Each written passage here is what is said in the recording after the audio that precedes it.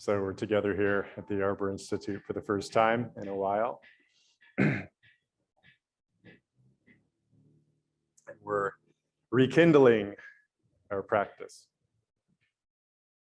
And the rekindling comes with perhaps, hopefully, the freshness of the first time, the first few times that we come together with our practice, and that's good. And it's also a time for a rebirth, where we've been through some of the tougher phases of our relationship to our spiritual practice, perhaps.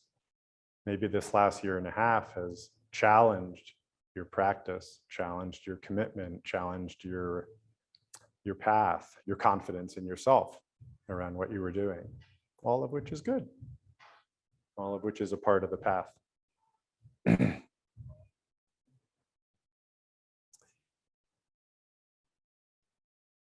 I want to talk today about the next two lines of this poem, The Identity of Relative and Absolute. Use those as just a topic to share the Dharma with you.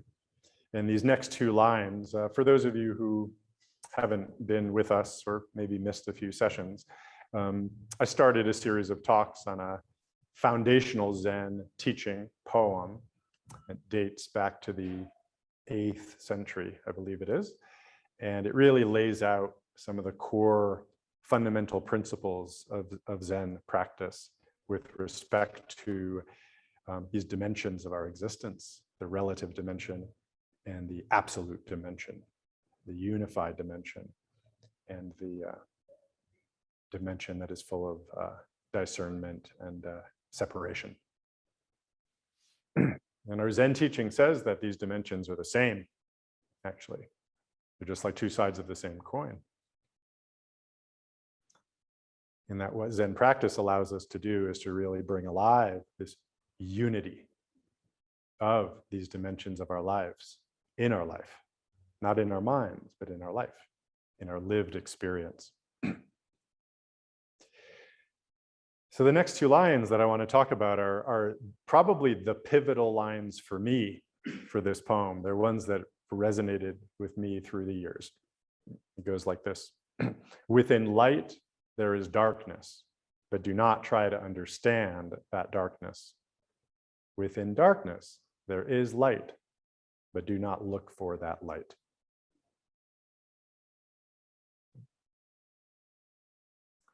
Suzuki Roshi's translation of these lines is just a little bit different.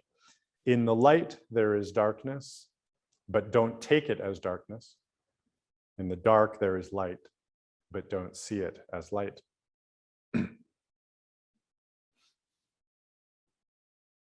So his translation brings out this aspect of understanding, right? Don't mistake the darkness for the light. Don't mistake the light for the darkness, okay? Respect that they're different. We're talking about a real something here. We're talking about a real something here.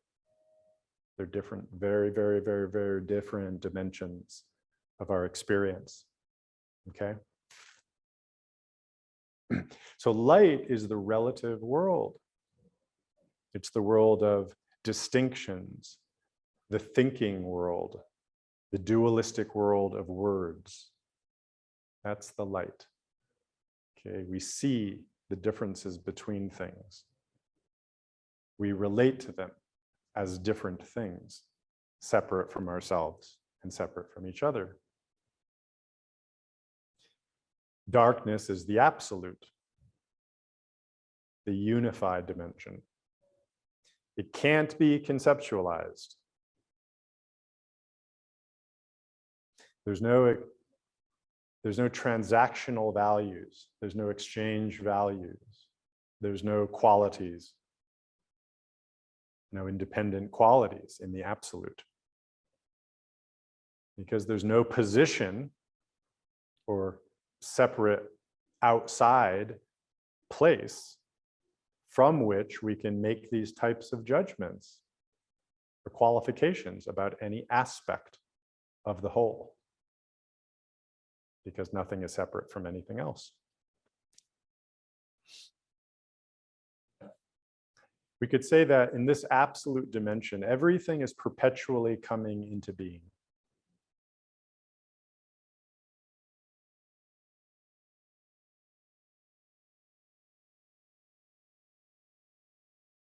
One of the seals of Buddhism is impermanence, right? So everything is always changing.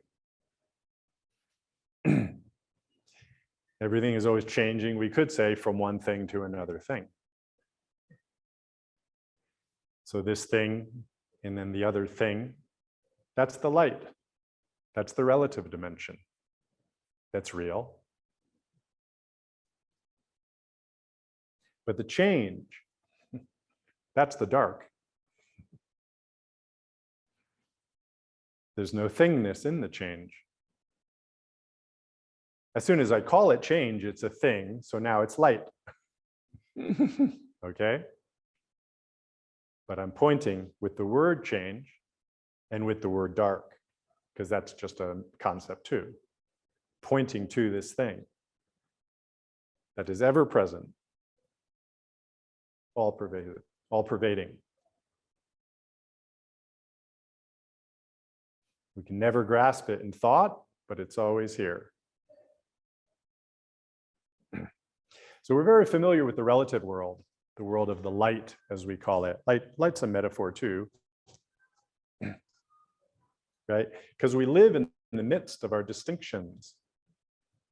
Me, you, this, that, now, then, good, bad. They orient us and give us a framework and a positioning that we can situate ourselves in, understand ourselves. That's okay. But we have this obsession with the relative world. And that's the problem. It's our lack of familiarity with the dark, the absolute, which is what leads us towards the shallowness, right? That Joni Mitchell talked about in that quote that I said. It's our obsession with the distinctions. That's the shallowness. Comparison, always seeking something better, always comparing.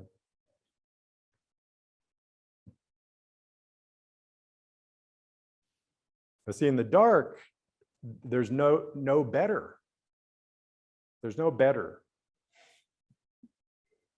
There's no improvement. There's nothing, this is better than that. This is better than this. That's usually the problem. That's better than this. But there's no that. So there's no better. This morning I tried a mantra. This just came to me. And the mantra was, this is as good as it gets. This moment, this life, very personal for me, is as good as it gets. And it was really interesting because I went through this range of emotions really quickly. And I noticed them. At first I was annoyed, even angry. This is as good as it gets. And then I was sad. Oh, this is as good as it gets. And then I was relieved. And then I was content. And then I was happy.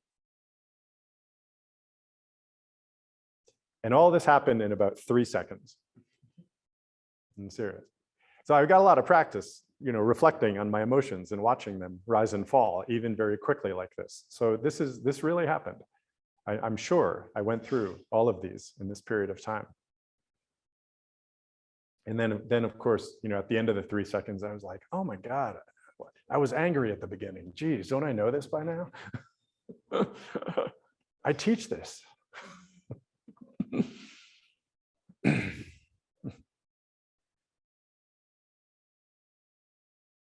So, good and relevant, good and better in the darkness. They're just not relevant. They're not relevant. So I got angry because I like the sense of pleasure, right? That's a good feeling. And I like the sense of getting better or having more pleasure. That feels good. So if oh no, it doesn't get any better than this, like, But then I became relieved because it's very liberating when I drop that whole trip and just sink into the present moment. And then I was content and happy because I could see that nothing was lacking at all.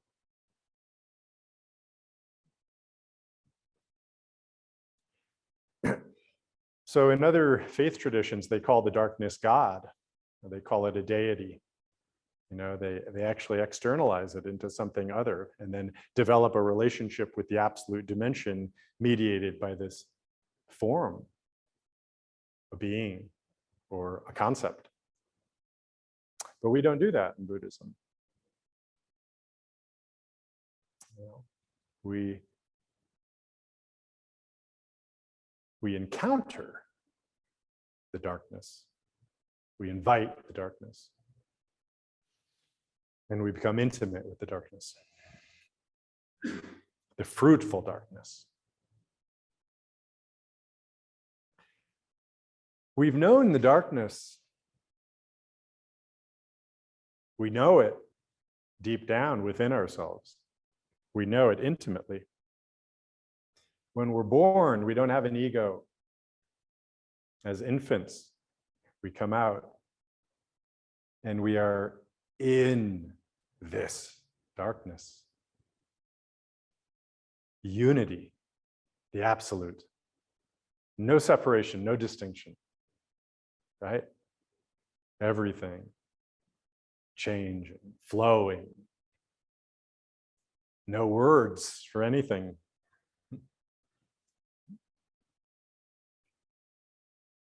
So it's only when we learn language and then we develop the egoic sense that's when the light comes. It's really the darkness that precedes the light with this human incarnation. See? So we just have to become re-familiar with it, return to the home in the absolute. And we need both of them to be alive. We need the darkness and the light to be alive. Right? The baby's embodiment of that unity, of that darkness. It's naive because it doesn't yet know the light. It doesn't know distinction. So it's functioning perfectly without separation, but indiscriminately. Baby Buddha, not a fully grown Buddha, can exercise its discrimination with agency. Now, Suzuki Roshi uses a metaphor in his book about this poem, describing the light and the dark. So he says the light is like we have the food set out on the table, okay? And we know what each dish is, what each piece is. It's all right there in front of us. We probably have ideas about how it's going to taste, and maybe we've put some calculation into creating our diet, right? Hopefully we have. We're discerning about that. The dark is when the food goes into the body and it all gets mixed up in the stomach and churns about and gets all metabolized together, right? Now we've lost the distinction between the lettuce leaf and the bean, all together in a cellular soup. Eventually, it actually maintains some separation for a while, but then eventually it all comes together, right? So it's important. The light part of that is important, right? Babies just put anything in their mouth, right? There's no discernment about food. They're eating tacks and nails and whatever, right? But we're discerning. This is our diet. This is what really nourishes this body. Light is so important. But then we eat them and we take them in and we surrender control and we let whatever we have with a discerning way come into our experience, the people we've allowed to come in, the teachings we've allowed to come in, the experiences we've allowed to come in, exercise our discernment, and then we just let them metabolize within our body. We let the absolute dimension do its work. We don't have to control it. We can't control it. You take care of your practice, their practice will take care of you.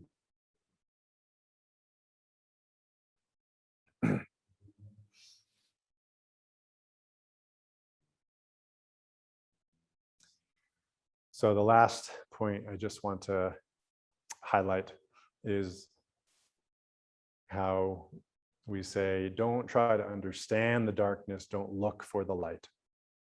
Don't try to understand the darkness, don't look for the light. Maybe over the course of this talk now, the darkness sounds really sexy and really cool, and it is. It's nourishing. It's awesome. It's great.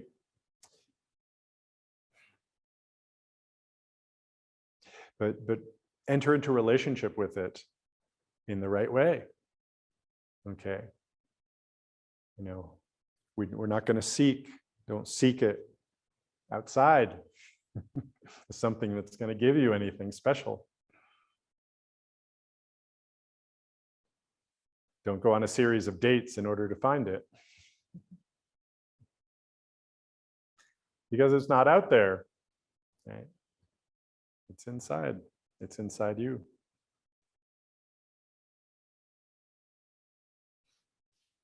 It's really not accessible by this conceptual mind. It can't be grasped. And it can't be sought.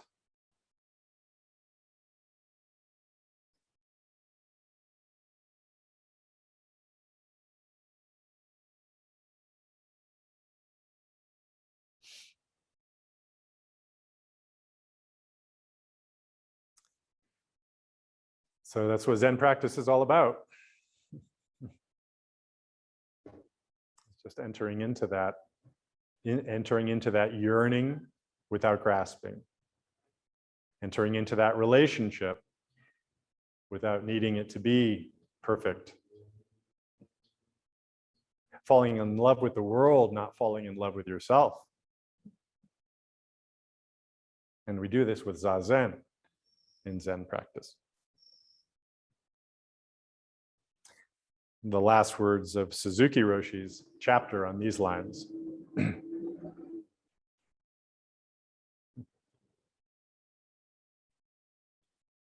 Darkness and light are the same thing, but our lazy minds separate darkness from light. To plunge into the light, to plunge into the relative world, that's me, plunge into the relative world. To find the darkness in the light. To find Buddha nature in perfect Zazen. That's our way. Whether you are sleepy or not, good students or bad students, you should sit. That is the only way to have darkness in your bright dualistic practice. So we sit and plunge into our relative experience in the stillness and the quiet of your own moment.